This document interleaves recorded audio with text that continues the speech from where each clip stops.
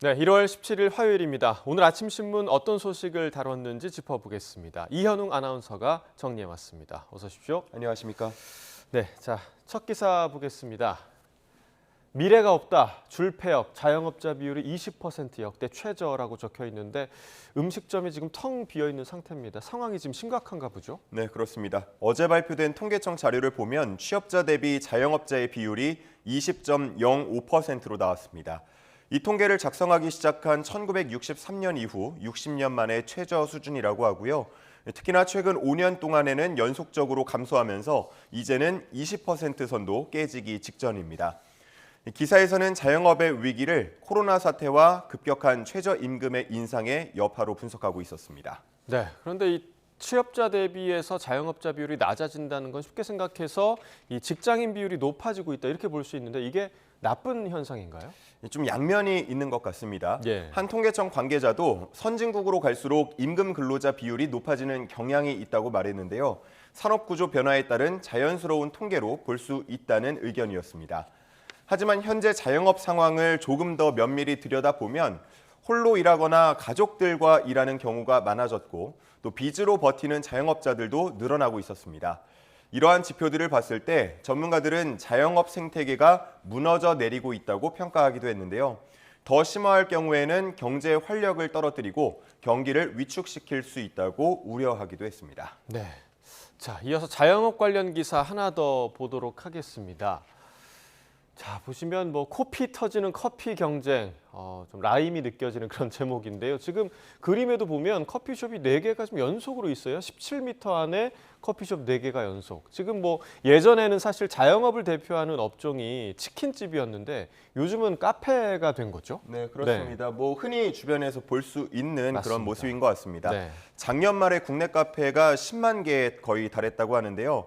특히나 코로나 사태 이후에도 계속해서 증가하는 모습 그래프에도 나와 있고요. 예. 2020년에서 2021년 사이에 치킨집 수를 뛰어넘어서 그 격차를 이제는 더 벌리고 있습니다. 예.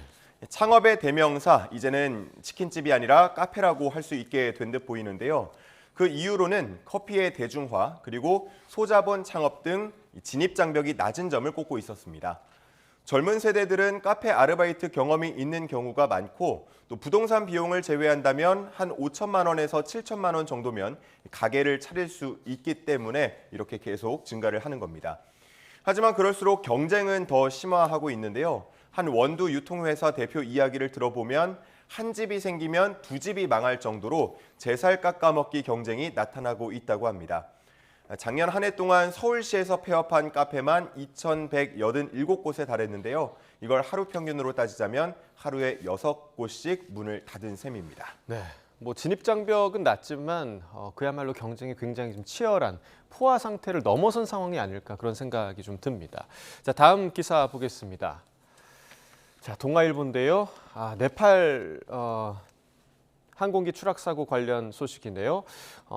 아들 방학 맞아서 부자가 좋은 시간 함께 보내려 갔는데 이 관련 유족의 인터뷰인가 봐요. 네, 그렇습니다.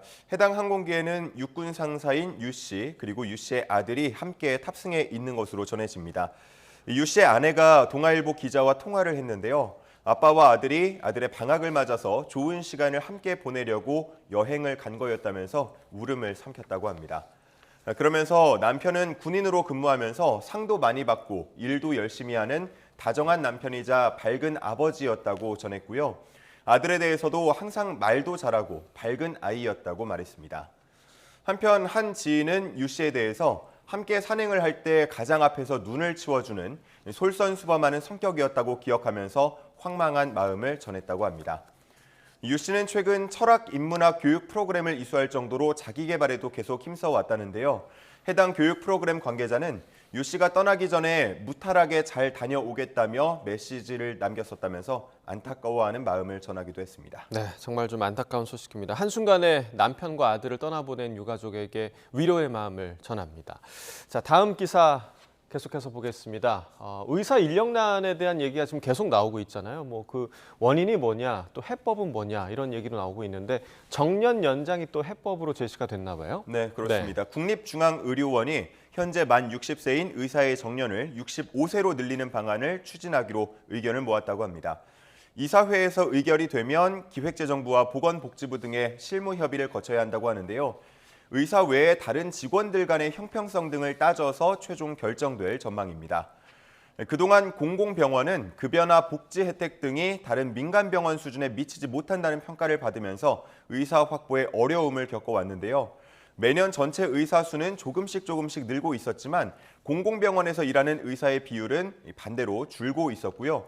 지방은 그 상황이 더 심각했습니다. 새로 들어오질 않으니까 재직 중인 의사들을 조금 더 오래 일하도록 해서 상황을 개선하겠다는 해법 중에 하나로 제시를 한 건데요.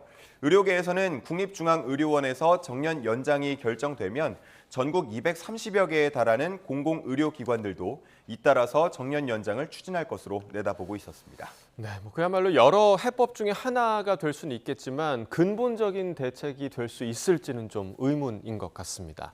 자, 다음 기사 보겠습니다. 자, 이제 며칠 후면 이제 설 명절이 시작되는데 성균관에서 차례상 차리는 방법을 또 제시를 했나 봐요. 네, 그렇습니다. 어제 기자회견을 열고 명절 인사법, 또 차례 간소화 방안 등을 발표했습니다. 설 명절 때 가장 힘든 거 꼽아라 하면은 꼭 나오는 얘기가 전 부치는 거 힘들다. 맞습니다. 이 얘기가 꼭 나오는데요. 예. 이번 발표 내용을 보면 꼭 기름에 튀기거나 지진 음식을 차례상에 올리지 않아도 된다고 합니다. 그리고 흔히 홍동백서, 조율이시 등 널리 알려진 차례상 차림은 예법을 다룬 문헌에는 없는 표현이라고 강조하기도 했습니다. 그리고 가족들과 상의해서 좋아하는 것을 위주로 올려도 된다는 내용도 덧붙였습니다. 차례와 성묘 중 어느 것을 먼저 해야 하냐 이런 얘기도 늘 나오는데요. 가족끼리 의논해서 정하면 된다고 했고요. 또 세배 예법에 대한 이야기도 있었는데 세배하면서 먼저 새해 복 많이 받으세요, 건강하세요 이렇게 말하는 것이 아니라 윗사람이 아랫사람에게 덕담을 먼저 건네면 그 이후에 아랫사람이 윗사람에게 건강 기원 등의 인사를 올리는 것이 예법에 맞다고 합니다. 성균관 측은 가정 불화나 남녀 갈등, 노소 갈등이 없는 행복한 전통 문화를 계승하고자 한다고 밝혔는데요. 이번 설 명절 모두가 정말 갈등 없이 행복하게 지냈으면 좋겠습니다. 네. 명절 때면 가족 간에 일어난 사건 저희가 좀 종종 전하곤 하잖아요. 네. 이번 명절에서는 정말 모두가 화목한 명절이 되길 바라겠습니다. 자, 마지막 기사 보겠습니다. 전동 킥보드 관련 기사네요. 파리에서 이 킥보드를 대여할지 말지에 대한 찬반 투표를 하나 봐요. 네, 그렇습니다. 공유 킥보드라고 하면 편의성이나 친환경성 면에서는 좋은 평가를 받고 있습니다. 하지만 그와 함께 무단 주차, 난폭한 주행 등의 무분별한 이용이 늘 문제가 되고 있는데요. 그동안 규제를 강화하거나 공유 킥보드 업체들의 자정적인 노력도 있어 왔지만 문제가 전부 해소되지는 않았습니다. 그래서 파리시가 오는 4월 2일 공유 킥보드를 금지하는 방안을 두고 주민 투표를 실시할 예정이라고 전했습니다. 한편 이탈리아 로마도 올해부터는 킥보드의 주행 속도를 제한했고요. 노르웨이는 지난 2021년부터 야간 대여를 금지해 왔습니다. 또 네덜란드에서는 공유 전기 자전거가 인기라고 하는데 관련 사고가 끊이지 않고 있다면서 최고 속도를 제한하는 등의 법안을 추진 중이라고 합니다. 네, 결국 모든 사고는 규정을 지키지 않아서 나는 사고가 대부분이거든요. 이용하는 모든 분들이 또 안전하게 공유 킥보드 이용하셨으면 좋겠습니다. 굿모닝 브리핑 이현웅 아나운서와 함께했습니다. 고맙습니다. 감사합니다.